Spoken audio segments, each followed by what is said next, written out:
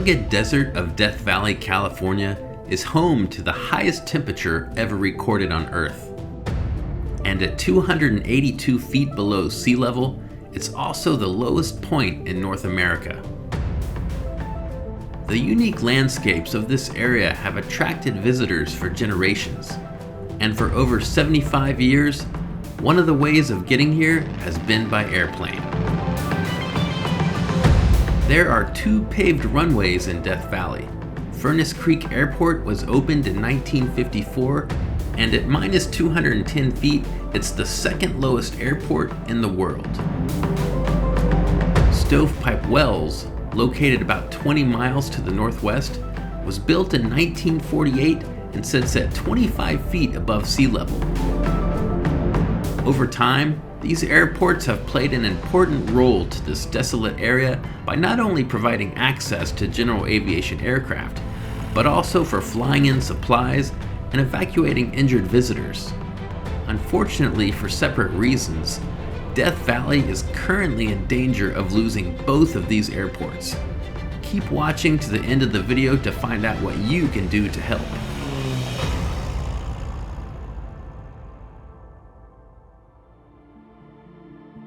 Back in November 2020, the National Park Service published a newsletter about proposed modifications to the Stovepipe Wells area.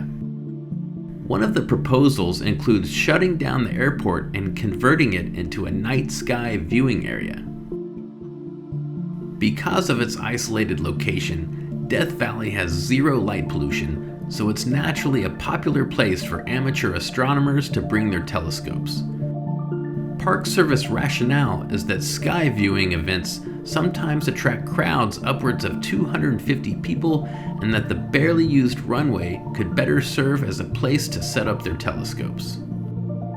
Furnace Creek Airport, according to the National Park Service, would remain open. But if you go back 11 months earlier to January of 2020, the National Park Service reported that the runway condition at Furnace Creek Airport is in poor condition, and at the time advised pilots to land at Stovepipe Wells instead. Indeed, salt heaves and natural ground movement have created severe cracks and bumps along the runway there, making it unsuitable for most airplanes to safely land there. The hypersalinity of the high water table in the area is one of the causes of the poor runway conditions. In fact, the National Park Service estimates the runway repairs at around $3 million, but concedes these repairs are not likely to happen anytime soon.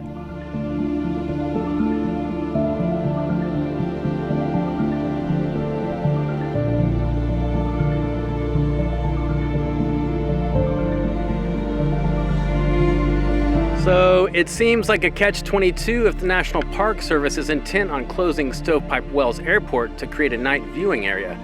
If they're really intent on closing a runway for that purpose, why not do it at Furnace Creek, where the runway is practically unusable? While I'm certainly not advocating the closure of Furnace Creek, I do believe it reveals inconsistency if the true intent is to identify and repurpose an underused resource. In fact, the Stovepipe Wells Airport gets utilized often, as evident by the dozens of entries from the past couple of months alone.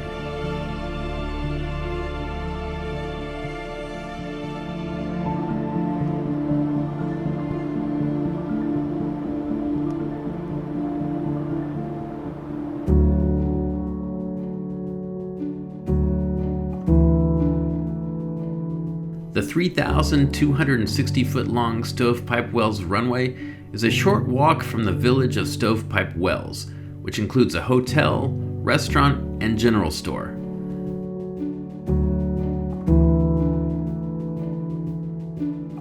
There's also a campground for pilots that want to fly in and pitch their tent. So if the Park Service is truly intent on using the Stovepipe Wells runway as a night viewing area, I honestly don't see why the two activities can't coexist together. This is a daytime use only airport, so there's no reason why the runway couldn't serve both purposes. Also, pilots by their very essence are natural-born observers of the stars. We wouldn't just coexist with the stargazers, we would be active and willing participants. Combined with the proposed campsite improvements here, I think even more pilots would become advocates of sharing the site for night sky viewing. Once an airport is shut down, it's not coming back, and the idea of new airports being built in the future is just not reality. Once this airport is closed, it's going to shut out Death Valley to most general aviation aircraft. The Stovepipe Wells Airport not only holds a historic value to the aviation community, but also to the state of California. So what, if anything, can be done about this? The good news is that the Park Service opened up public comments regarding their proposals back in November. The bad news is that the comment period closed on December 23, 2020. According to the Park Service, a draft environmental assessment will be released this summer, followed by another 30-day public comment period. That means it's not too late for you to make a difference. I will post a link below in the video description where the upcoming draft assessment will be posted by the National Park Service. Please share this video to fellow pilots and anyone else who wants to make their voice heard.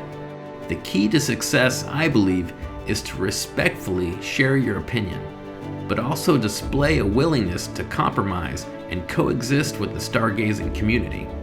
In the end, it could become a win-win for both groups.